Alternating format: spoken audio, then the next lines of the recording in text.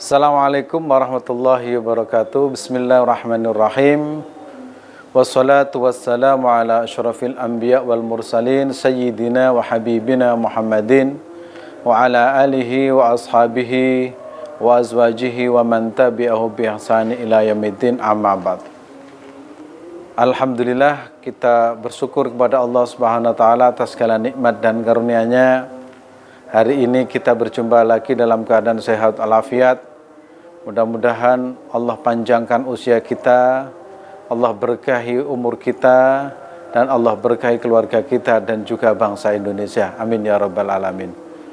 Nah, pada pertemuan kali ini kita akan membahas salah satu sosok yang sangat istimewa bagi kami, mungkin bagi masyarakat Kota Malang dan juga bangsa Indonesia, dan khususnya saya pribadi, yaitu kita akan membincangkan sosok yang bernamanya Kiai Haji Muhammad Tolha Hasan, ya.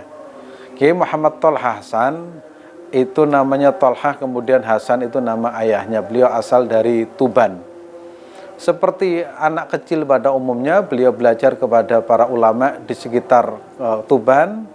Beliau mulai belajar ilmu Al-Quran, cara membaca Al-Quran, kemudian belajar kitab-kitab kecil lainnya kepada ulama-ulama sekitarnya, sampai kemudian beliau itu harus belajar di pusat peradaban Islam pada waktu itu, yaitu di Jombang, atau yang terkenal pondok pesantren yang didirikan oleh Kiai Haji Muhammad Hasyim Asy'ari.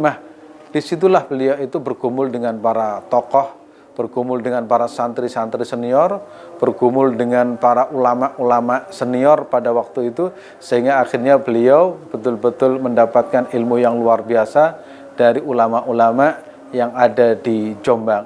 Ada dua ulama atau tokoh yang sering sebut oleh beliau.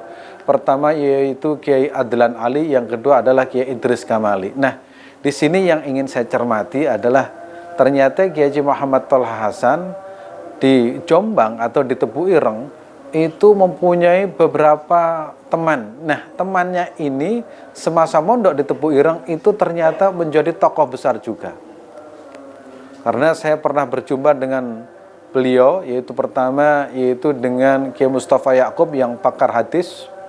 Yang kedua adalah Kiai Ma'ruf Amin yang saat ini menjadi wakil presiden, ya. Nah, ketika itu saya berjumpa dengan Kiai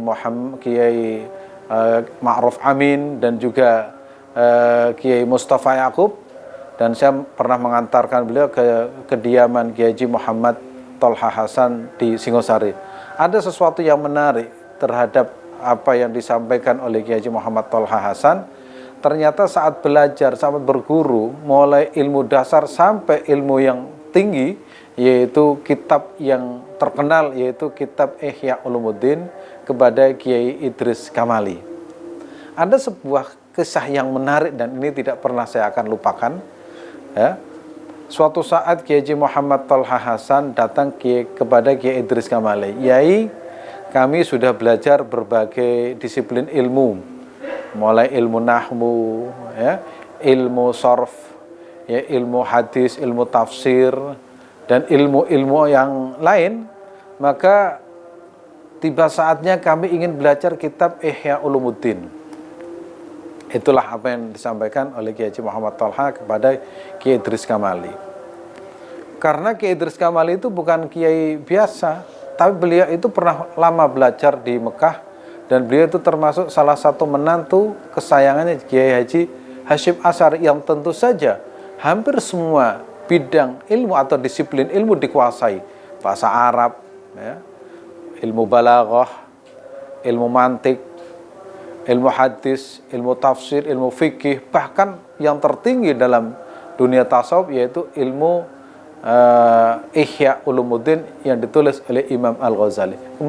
Kembali kepada Kiai Tolha Hasan. Setelah beliau matur kepada Kiai Haji Idris Kamali, Kiai Muhammad Tolha Hasan mengatakan, kami semua ingin belajar kitab Ihya Ulumuddin. Kemudian Kiai Idris Kamali mengatakan, sebentar ya, saya akan izin terlebih dahulu kepada Kiai Imam Al-Ghazali. Jadi ternyata Imam Al-Ghazali yang sudah wafat sekian tahun lamanya, itu ternyata Kiai Idris Kamali, saya mau minta izin dulu, apakah di antara kalian yang mau belajar Ihya Ulumuddin itu diperkenankan atau tidak? Saya mau istikharah, saya mau bertanya langsung kepada Kiai Imam Al-Ghazali. Dapat beberapa hari kemudian Kiai Tolha Hasan ikut dipanggil. Tolha, kemari. Saya sudah berbincang-bincang dengan Imam Al-Ghazali. Saya sudah minta izin kepada beliau, dan beliau ternyata mengiyakan, bahkan surbannya semuanya dikasihkan kepada saya. Kemudian saya diizinkan untuk mengajar kalian-kalian. Cuma di antara kalian ada 3 orang yang tidak diperbolehkan, ya. Ternyata dari 10 orang yang mau ngaji kepada Kiai Idris Kamali, itu 10 orang tidak diizinkan. Beliau menunjukkan 3 orang, 1, 2, 3, ini, itu katanya tidak boleh ngaji ke Imam Al-Ghazali. Saya baru tercengang dengan apa ini. Ternyata kapasitas Kiai Haji Muhammad Tolha Hasan itu sangat tinggi, sehingga Kiai Idris Kamali ketika minta izin kepada Imam Al-Ghazali untuk belajar Ihya diizinkan. Dan akhirnya Kiai Haji Muhammad Tolha Hasan selama 30 tahun mengajar di rumahnya. Dan alhamdulillah saya pernah ngaji kepada beliau, walaupun tidak sering. Beliau selalu membaca kitab Jami'us Shaghir, ya, dan kemudian dilanjutkan kitab Ihya Ulumuddin, dan itu berlangsung selama 30 tahun sampai beliau wafat. Jadi secara keilmuan Kiai Haji Muhammad Tolha Hasan itu nyambung kepada Kiai Idris Kamali, Kiai Idris Kamali nyambung dengan Kiai Haji Hasyim Asy'ari, Kiai Hasyim Asy'ari nyambung kepada Syekhnya Mahfud At-Turmusi, dan nyambung kepada guru-guru lainnya sampai Said Zaini Dahlan di kota suci Mekah. Waktu Said itu menjadi mufti Mekah. Jadi ilmunya mulai ilmu paling dasar sampai Ihya Ulumuddin itu nyambung kepada ulama-ulama Mekah. Dan yang menarik gagasan Kiai Haji Muhammad Tolha Hasan itu, walaupun beliau itu seorang tasawuf yang merujuk pada kitab Ihya Ulumuddin dan juga kitab Al-Hikam, ternyata gagasan-gagasan beliau itu adalah gagasan yang visioner. Pertama, pendidikan Islam itu harus maju dan harus unggul. Nah, ini yang baru saya temukan. Islam itu harus unggul dan harus maju. Nggak boleh orang mengatakan begini, kami orang Islam punya lembaga pendidikan pokoknya duwe, pokoknya punya walaupun jelek. Kami harus punya lembaga pendidikan yang unggul. Akhirnya dibuktikan dengan adanya Sabilillah. Yang mana Sabilillah itu masjidnya itu keren, masjidnya itu bagus, fasilitasnya bagus, sarannya bagus, bahkan lampunya itu, ya, lampunya itu paling keren, karpetnya semuanya kan. Karena apa? Itu buah dari pikiran Kiai Haji Muhammad Tolha Hasan. Terus yang kedua, pendidikan itu keren.